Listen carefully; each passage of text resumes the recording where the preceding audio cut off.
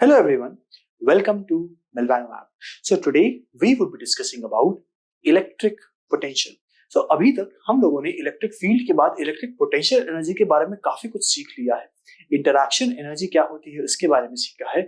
आज हम बात करने वाले हैं इलेक्ट्रिक पोटेंशियल कि कैसे हम इलेक्ट्रिक पोटेंशियल एनर्जी से इलेक्ट्रिक पोटेंशियल के बारे में पढ़ते हैं और कैसे डिफाइन करते हैं इलेक्ट्रिक पोटेंशियल वो डिफरेंट चार्ज कॉन्फ़िगरेशंस, चाहे वह एक चार्ज रॉड हो, चाहे वह एक पर्टिकुलर स्फीयर हो जो कि हॉलो हो सकता है या फिर सॉलिड नॉन कंडक्टिंग हो सकता है। तो इन सब चीजों के बारे में आज हम डिस्कस करने वाले हैं इस पर्टिकुलर लेक्चर में। तो आपका आज का लेक्चर बहुत ही इंपॉर्टेंट होने वाला है, तो प्लीज इसको बहुत ध्यान से फुल कंसंट्रेशन के साथ देखिएगा।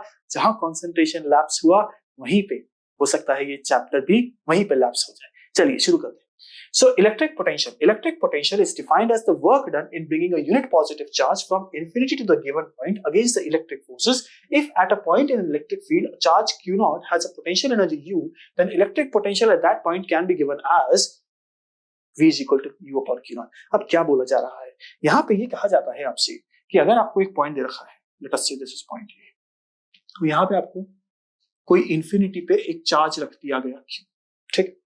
कहा जाता है कि अगर मैं इस क्यू चार्ज को बहुत ही आराम से धीरे धीरे धीरे धीरे करके पॉइंट ए पे लेके आऊं, कहां पे? पॉइंट ए पे लेके आऊं, और इस समय जो मैंने काम किया वो सपोज W एक्सटर्नल है, जो भी मैंने काम किया वो सपोज W एक्सटर्नल है, तो मैं कहूंगा कि यह जो W एक्सटर्नल की वैल्यू है that is called as the potential energy of this particular charge, right? और इसको हम लोग क्या कहते हैं? इसको हम लोग कहते हैं कि जो भी चार्ज लेके आए into potential at final point which is a minus potential at initial point which is infinity. क्या ये समझ आया? अगर ये समझ में आ गया तो हम बाय डिफॉल्ट ये assumption मानते हैं कि पोटेंशियल एट इंफिनिटी जो होता है दैट इज जीरो। क्या मानते हैं? पोटेंशियल एट इंफिनिटी जीरो मानते हैं। Implies this value is coming out to be zero, यानी कि U की वैल्यू कितनी हो जाएगी? Q times V. Now, as per the function or as per the equation written over here, यहाँ पे हमने क्या लिखा है? एक unit positive charge. Unit positive charge का मैग्नीट्यूड कितना होगा? 1 होगा। लेकिन फिर भी हम इसको थोड़ा सा और ढंग से लिख देते हैं, कुछ इस तरीके से, जहां पे Q की जगह पे हम लोग Q नॉट चार्ज अज्यूम करेंगे तो नॉर्मल सी बात है, यहाँ पे भी Q नॉट हो जाएगा। तो potential at A is given by U, जो कि काम करने में लगा, जो कि वर्क एक्सटर्नल लगा, upon Q not. I hope this much is understood to you, and if this much is understood to you, let us move forward, क्योंकि हम अब सीख चुके हैं कि किसी भी पॉइंट पे पोटेंशियल निकालने का सबसे आसान तरीका क्या है? उस एक Q नॉट चार्ज लो, उसको इंफिनिटी से उस पॉइंट पे लेके आ जाओ, जो भी हमने काम किया upon Q not is equal to the potential at that point. एक क्वेश्चन के थ्रू समझते हैं इसको। एक चार्ज है जो कि 2 माइक्रोकूलम का चार्ज है, is taken from an infinity to a point in an electric field, ठीक है, without changing its velocity. If work, okay, without changing its velocity, if work done against electrostatic forces is minus of 40 microjoule, then potential at that point is given by, हमें क्या बताना है? Potential बताना है उस particular point पे। तो क्या करेंगे हम लोग? क्या करेंगे? सोच के देखिए। एक पॉइंट है जो कि है इंफिनिटी पे, करेक्ट। यहां से हमें इस पॉइंट ए पे एक चार्ज को लेके आना है। इस चार्ज के बारे में कुछ कहा गया है क्या? 2 माइक्रोकूलम चार्ज है। सो हमें क्या चार्ज दिया गया? 2 माइक्रोकूलम चार्ज है। फिर क्या बोला गया कि जो काम आपने किया उसमें जो वर्क एक्सटर्नल लगा आपका, that is equal to minus of 40 micro. इतना काम आपने किया। हमें क्या निकालना है? हमें इस पर्टिकुलर ए पॉइंट का पोटेंशियल निकालना है। तो ये तो हमें बहुत आसानी से आता है ना, is equal to U upon Q not which is equal to W upon Q not. और इसको अगर हम लिखने की कोशिश करें तो भाई W क्या है? वो तो W एक्सटर्नल के बराबर है ना, तो माइनस ऑफ 40 आ गया। This is minus of 40 into 10 to the power minus of 6 upon Q not. Q not की वैल्यू कितनी है? 2 into 10 to the power minus of 6, and that comes out to be कि VA की value आ जाती है मेरे पास माइनस ऑफ 20 वोल्ट। क्या आपको इतना समझ में आया? क्या आपको इतना समझ में आ चुका है? अगर इतना समझ में आ गया है तो देख लीजिए हमारे पास जो आंसर आया है वो भी एक्जैक्टली इतना ही है जितना कि हमने एक प्रॉपर वे में सॉल्व करके निकाला है। So the final answer is minus of 20 volt. ये किस पॉइंट का पोटेंशियल है? उस पॉइंट का पोटेंशियल है जहां पे चार्ज को लाके रखा गया है फ्रॉम इंफिनिटी, ठीक है। चलिए let us move forward and talk about few more really important things. What are those? Electric potential due to a point charge in its surround अच्छा, the potential at a point at distance of r from the charge q is. अच्छा, अब एक बात बताइए मुझे कि जब मैं बात कर रहा हूं उस एक चार्ज के आसपास की सराउंडिंग्स की, तो अगर मैं किसी भी पॉइंट की बात करता हूं या यूं कहूं कि जैसे कि एक चार्ज यहां पे रखा हुआ है और इस पॉइंट P पे मुझे निकालना है क्या पोटेंशियल, तो पोटेंशियल निकालने का सबसे आसान तरीका क्या है? एक इन्फिनिटी से चार्ज लो और जिस पॉइंट पे पोटेंशियल निकालना है उस पॉइंट पे लाके रख दो, यही तरीका है। तो हम लोगों ने क्या किया कि एक इन्फिनिटी पे एक चार्ज लिया, जिस सपोज Q0, इसको लाके यहां पे रख दिया। तो इसको लाने में जितना काम किया हमने, दैट इज वर्क एक्सटर्नल, और यही इस सिस्टम की पोटेंशियल एनर्जी होगी। मानते हैं ये बात? और अगर ये चीज आप मानते हैं तो मैं कह सकता हूं कि work done external is nothing but potential energy which is equal to Q times potential of final point minus potential of initial point. So V at P minus V at infinity. So क्या लिखेंगे? अरे भाई V infinity तो zero है, और अगर ये zero है तो क्या मैं लिखूंगा U is equal to Q at V of P, यानी potential at P is nothing but U upon Q. क्या आपको इतना समझ में आया? अगर इतना समझ में आ गया तो देख लीजिए यहाँ पर भी कुछ ऐसा ही लिखा है। अब नॉर्मल सी बात है, यहाँ पे चार्ज Q0 ले रखा है तो हम लोग भी यहाँ पे Q0 ही लिखेंगे, ठीक है। तो आई होप इतनी चीज समझ में आ गई कि पोटेंशियल एट पॉइंट P लिखने का सबसे आसान तरीका क्या है कि जितना भी काम आपने किया अपॉन Q0 कर दोगे तो उस पर्टिकुलर पॉइंट का पोटेंशियल आ जाएगा। बट जो इंपॉर्टेंट कंडीशन है वो क्या है? दो इंपॉर्टेंट कंडीशन है। पहली कंडीशन कि जो initial position of the charge है वो इन्फिनिटी होना चाहिए। दूसरी कंडीशन, जब आप लेके आ रहे हैं तो वो बहुत स्लो लेके आएंगे ताकि आप चार्ज की कहीं पोटेंशियल एनर्जी के साथ साथ आप उसको काइनेटिक एनर्जी भी ना दें, तो वो आपको नहीं देनी है। चलिए, अगर इतना समझ में आ गया है तो दिस इज द एक्सप्रेशन जहां पे हम किसी भी चार्ज के आसपास का रीजन का जो पोटेंशियल है वो आसानी से निकाल सकते हैं। Let's talk about another point. तो U is the potential in the charge system. Okay fine. तो अभी तक हमने क्या किया? अभी तक हमने इस पर्टिकुलर केस के अंदर क्या समझा था कि ये तो आ गया value potential at point P की in terms of work done या potential energy of the system. But we know few more things. What are those things? कि अगर यहाँ पे Q है और यहाँ पे मैं Q0 लाके रख दूं, अगर यहाँ पे Q है और इस पॉइंट P पे मैं एक चार्ज Q0 लाके रख दूं और इन दोनों के बीच की दूरी है स्मॉल r, तो इन दोनों चार्जेस Q और Q0 की इंटरैक्शन एनर्जी कितनी हो जाएगी? अरे बड़ा आसान है, इंटरैक्शन एनर्जी होगी K into Q into Q0 divided by R। अब ये सब चीजें हम ऑलरेडी पढ़ चुके हैं लास्ट की फ्यू स्लाइड्स के अंदर, फ्यू लेक्चर्स के अंदर। तो अब यहाँ पे अगर मुझसे कोई पोटेंशियल एट पॉइंट P पूछे तो U अपॉन Q0 होगी, लेकिन U की value is given to me which is as KQ into Q0 divided by Q0 into R which is equal to K times Q divided by R।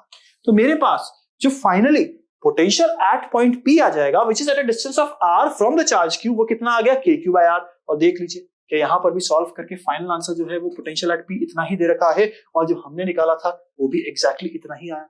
So I hope आपको समझ में आ रहा होगा कि किस तरीके से हम लोग सॉल्व कर रहे हैं और कितना आसानी से चीजें सॉल्व होके आ रही है। तो हमें यहां तक तो समझ में आ गया है। अब बात करते हैं कि अगर हमारे पास कंटीन्यूअस चार्ज डिस्ट्रीब्यूशन का जो हमने इलेक्ट्रिक फील्ड में किया था, क्या हम वही या उसी तरीके का कुछ पोटेंशियल में भी कर सकते हैं क्या? फॉर कैलकुलेटिंग दिस, क्योंकि हमें अब इतनी तो नॉलेज हो गई है कि अगर एक पॉइंट चार्ज है उससे अगर r दूरी पे जा रहा हूं तो potential will be written as KQ by R।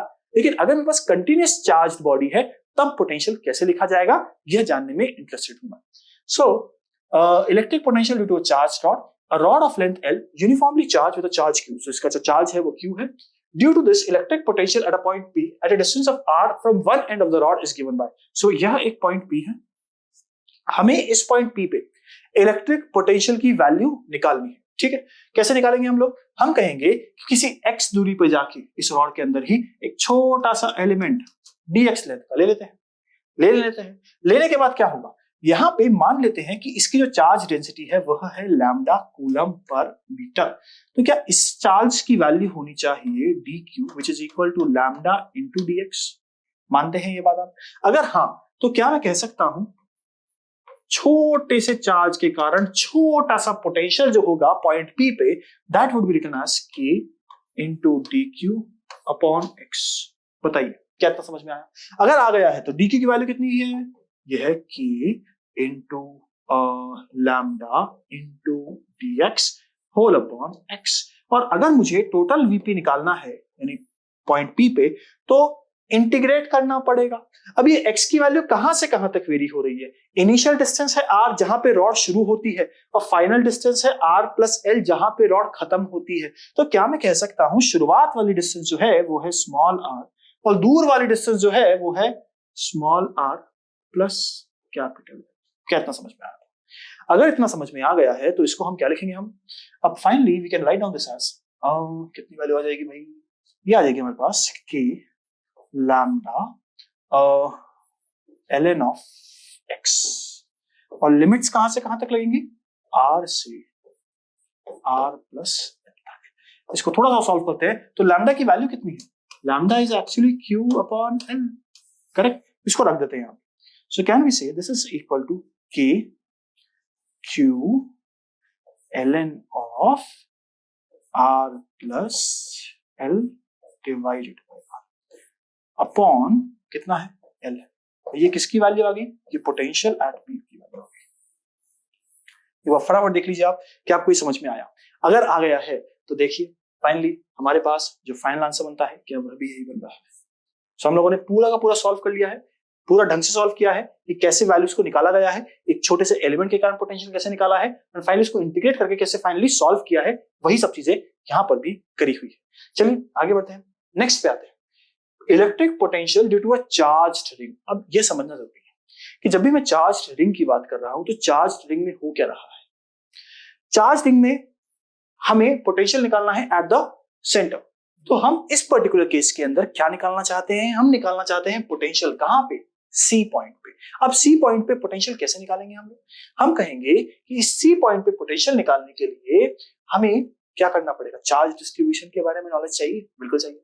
सो हम लोगों ने क्या किया कि सेंटर पे निकालने की कोशिश कर रहे हैं पहले। तो potential dv at centre due to elemental dq on ring. तो हमने क्या किया? इस पर्टिकुलर छोटे से एलिमेंट को कंसीडर किया। इस छोटे से एलिमेंट के कारण जो सी पे पोटेंशियल होगा वो क्या होगा? k इंटू ये वाला चार्ज अपॉन इसकी distance that is equal to r। तो हमने इस तरीके से इसको लिख दिया।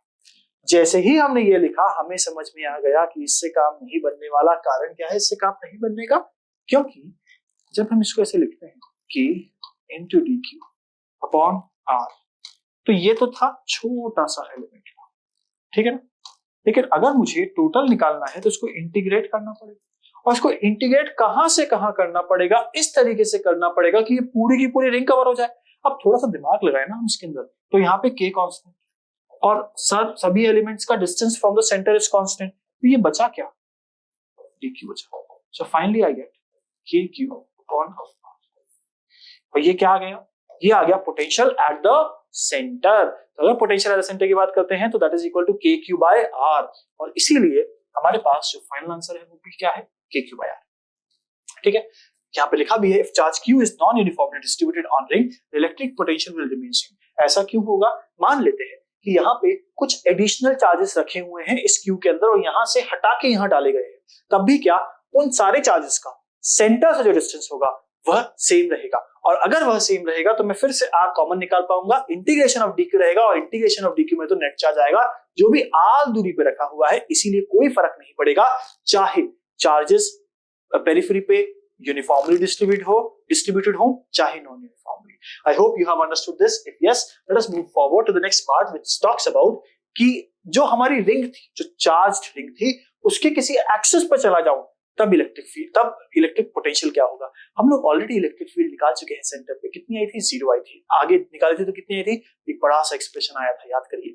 क्या हमारा पोटेंशियल का भी ऐसा ही बड़ा सा एक्सप्रेशन आएगा? यही सब निकालने की कोशिश करेंगे हम लोग। तो हम कहें कि अगर मैं इस छोटे से एलिमेंट को ले लूं, इस छोटे से एलिमेंट को ले लूं जिसको मैं चार्ज dq बोल देता हूं, तो क्या पॉइंट p पे dvp लिखूंगा मैं k इंटू dq अपॉन ये दूरी कितनी है?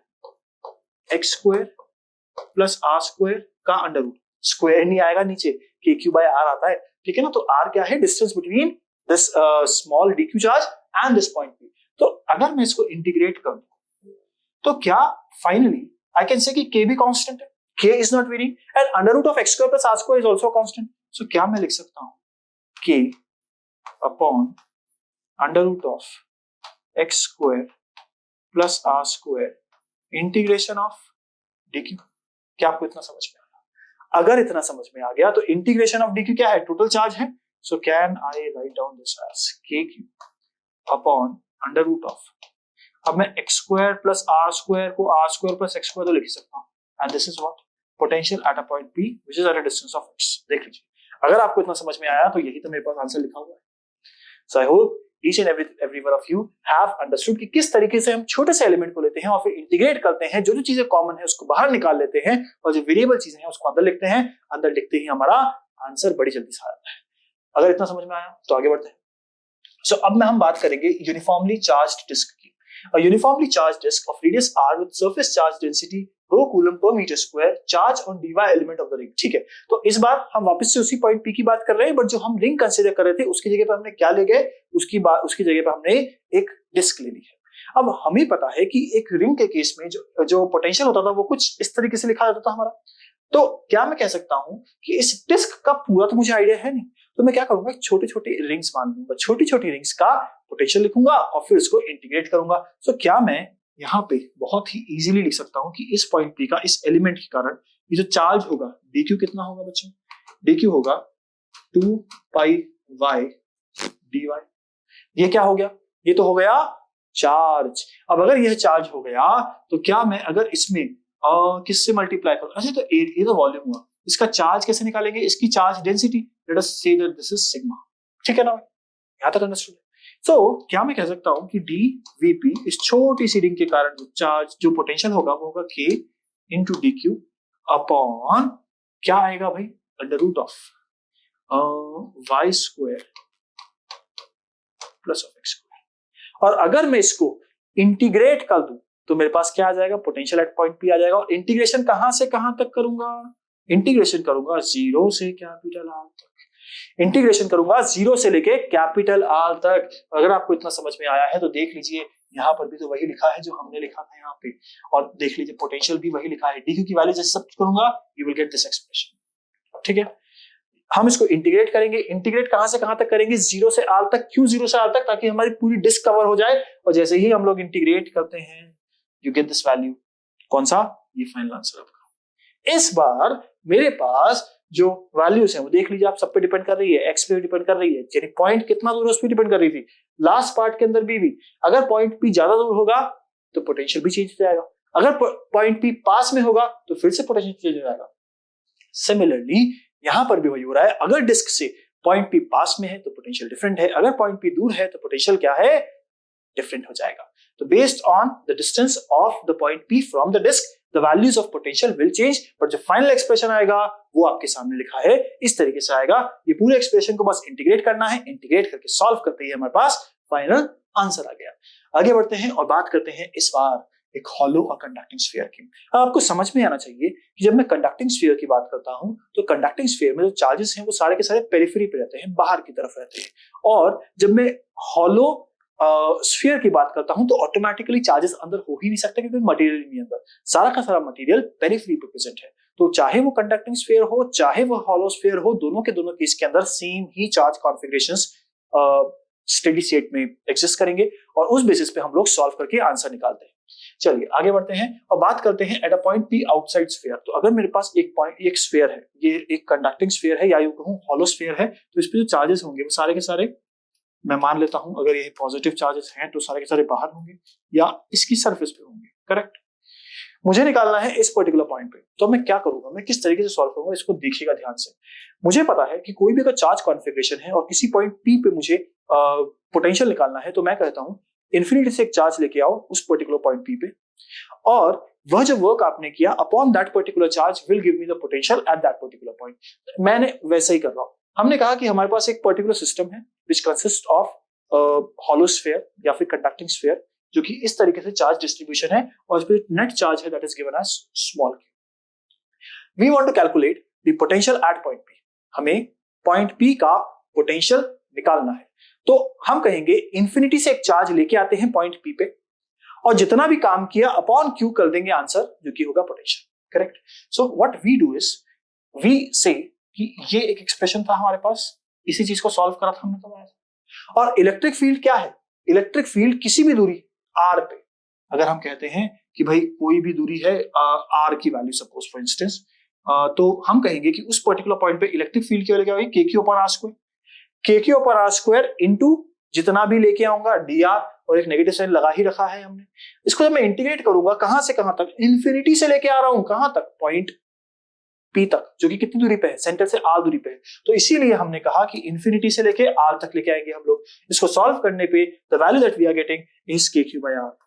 यानी कि अगर मैं एक कंडक्टिंग स्फीयर या हॉलो स्फीयर लेता हूं और किसी पॉइंट बाहर पे पोटेंशियल निकालने की कोशिश करता हूं, तो this is exactly similar to a charge small q placed at the centre of the sphere.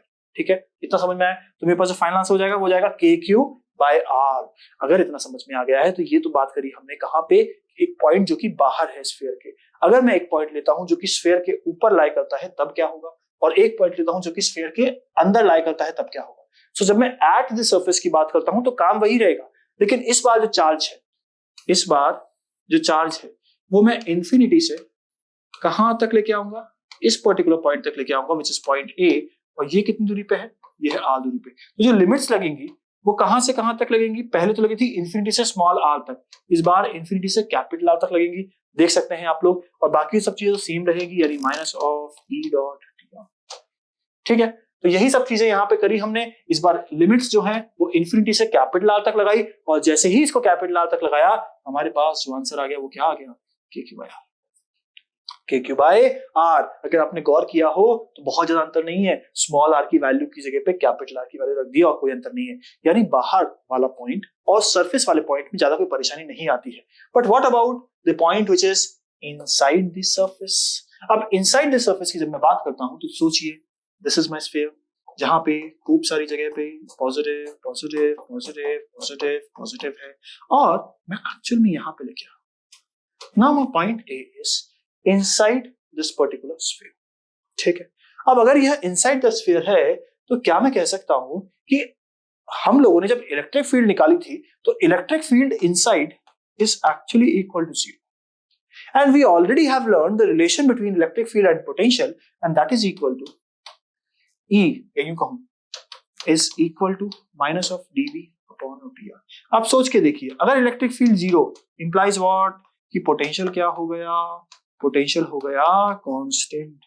Potential क्या हो गया, पोटेंशियल हो गया कांस्टेंट। और अगर पोटेंशियल कांस्टेंट हो गया तो क्या मैं कह सकता हूं कि जो सरफेस पे पोटेंशियल था विच इज KQ/R, वही पोटेंशियल इस पॉइंट A पे भी होगा। Hence potential at any point inside the sphere वही होगा जो कि सरफेस पे पोटेंशियल हुआ करता था, which is equal to KQ/R। I hope आपको समझ में आया है, एकदम क्लियर है। इसके अंदर एक चीज काफी इंपॉर्टेंट होती है और वह है इसका ग्राफ। तो आप लोग ग्राफ भी देख लीजिए कि अगर मुझे कहा जाए कि if this is the sphere, इसको ऐसे नहीं बनाते हम लोग, इसको थोड़ा डिफरेंट बनाते हैं।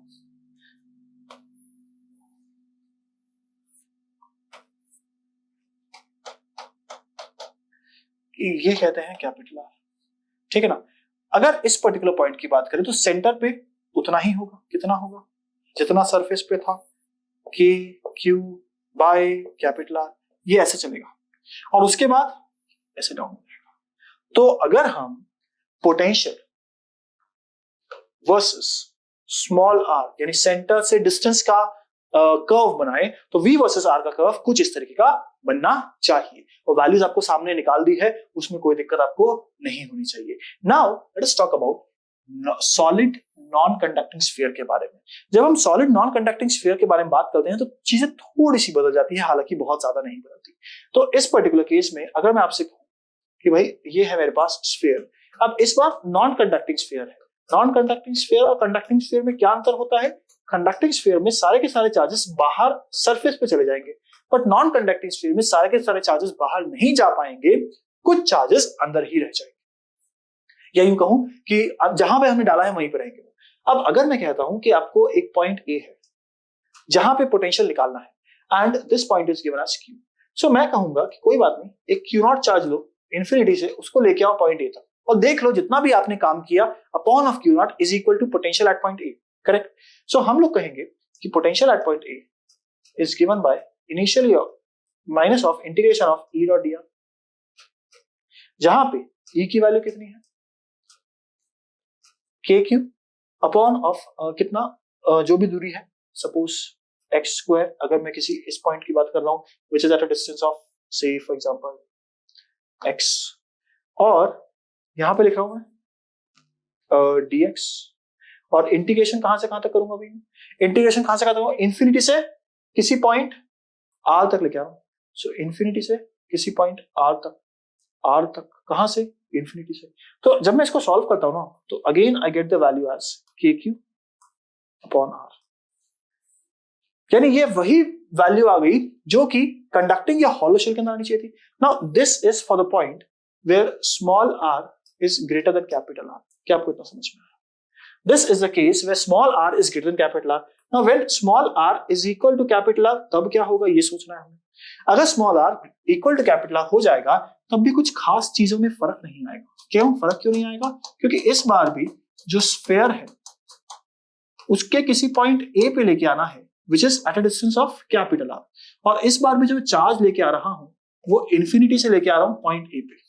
तो जब मैं इंफिनिटी से पॉइंट A पे लेके आऊंगा तो फिर से क्या मैं लिखूंगा? Potential at point A is equal to integration of E dot D R vector which is equal to minus of integration of के Q upon x square into D x. कहां से? इन्फिनिटी से कहां तक? कैपिटल आर तक। इसको मैं solve करता हूं तो what do I get? I get K Q upon R which is potential at point A. So I hope आपको समझ में आया होगा कि क्यों नॉन कंडक्टिंग और कंडक्टिंग के अंदर कोई भी point outside the sphere loop या ऑन द स्फीयर लूप, दोनों ही केसेस में the values of potential are coming out exactly same as in the case of hollow और कंडक्टिंग स्फीयर। अगर इतना समझ में आ गया है तो अगला और सबसे इंपॉर्टेंट पॉइंट जो है वो है पोटेंशियल, जो कि किसी अंदर वाले पॉइंट ऑफ स्फीयर के लिए बात करने वाले हैं हम लोग। तो जब किसी अंदर वाले स्फीयर के लिए बात करते हैं तो थोड़ा समझना पड़ेगा इसको, क्योंकि यह थोड़ा सा इंपॉर्टेंट हो जाता है। अब आप थोड़ा सोच के देखिए, चलिए यहां ड्रॉ करते हैं, यहाँ पे काफी स्पेस है हमारे पास। अगर मैं कहता हूं कि आपके पास एक सॉलिड स्फीयर है, ठीक है, positive positive positive positive positive positive positive positive positive, और मुझे एक पॉइंट है which is point A over है, जो कि सेंटर से कुछ आर दूरी पे है, जो कि सेंटर से कुछ आर दूरी पे। इंफिनिटी से मुझे एक चार्ज लेके आना है विच इज क्यू नॉट, मुझे इस पॉइंट ए तक लेके आना है। तो नॉर्मल सी बात है, इस पॉइंट ए तक लेके आने के लिए मेरे पास इलेक्ट्रिक फील्ड सिंगल नहीं है, बदल रही है। सो क्या मैं कह सकता हूं कि मैं दो रास्ते चुनूंगा। इसको तो मैं हटाता हूं एक बार। तो सबसे पहला रास्ता होगा मेरा कि इस सरफेस तक लेके आऊंगा, इस पॉइंट को मैं थोड़ी देर के लिए पॉइंट जेड बोल देता हूं। फिर अगला रास्ता होगा जेड से ए पे लेके आऊंगा। तो पहले मैं क्या करूंगा?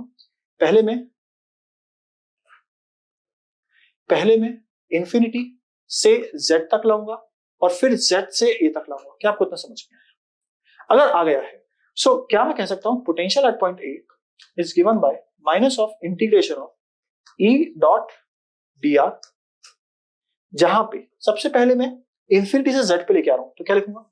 माइनस ऑफ के Q upon x square into D x from infinity to capital R, surface तक लाया, माइनस ऑफ इंटीग्रेशन ऑफ के क्यू। अच्छा, इसके अंदर वाले पॉइंट पे कैसे निकालूंगा मैं? इलेक्ट्रिक फील्ड होगी k q x upon r q into D x. कहां से कहां तक? सरफेस से अंदर तक लेके आया, यानी कैपिटल आर से स्मॉल आर तक लेके गया, कैपिटल आर से स्मॉल आर तक लेके गया।